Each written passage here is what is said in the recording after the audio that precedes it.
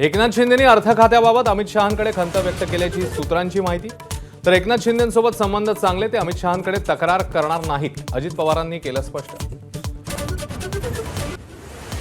रायगडावर शेवटच्या क्षणी एकनाथ शिंदेंच्या भाषणाचा निर्णय, मात्र अजित पवारांना भाषणाची संधी नाही, तर वेळेअभावी भाषण केलं नाही, अजित पवारांनी केलं स्पष्ट।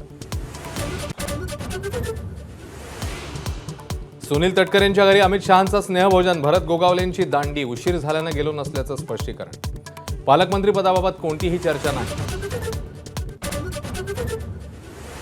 रायगडावर अमित शहांकडून शिवरायांना अभिवादन, मुख्यमंत्र्यांसह दोन्ही उपमुख्यमंत्र्यांकडूनही मानवंदना। शिवरायांच्या आदर्शांवरच मोदी सरकार चालत असल्याची शहांची ग्वाही। छत्रपतींचा अपमान करणाऱ्यांविरोधात कठोर कायदा करण्याची उदयनराजेंची मागणी, तर महाराजांचा अपमान करणाऱ्यांना टकमक टोकावरून ढकलून द्यायला हवं, फडणवीसांचं वक्तव्य।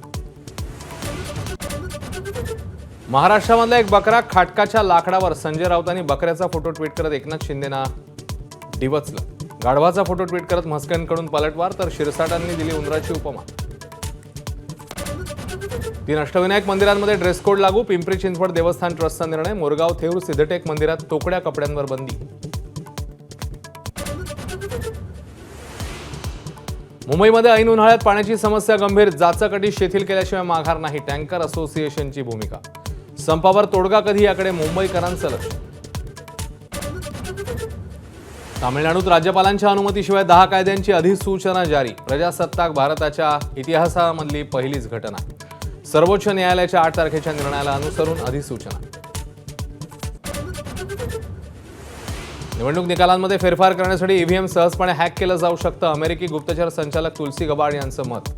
भारतातली ईव्हीएम सुरक्षित, इंटरनेटशी जोडली जात नाहीत, निवडणूक आयोगाचं स्पष्टीकरण।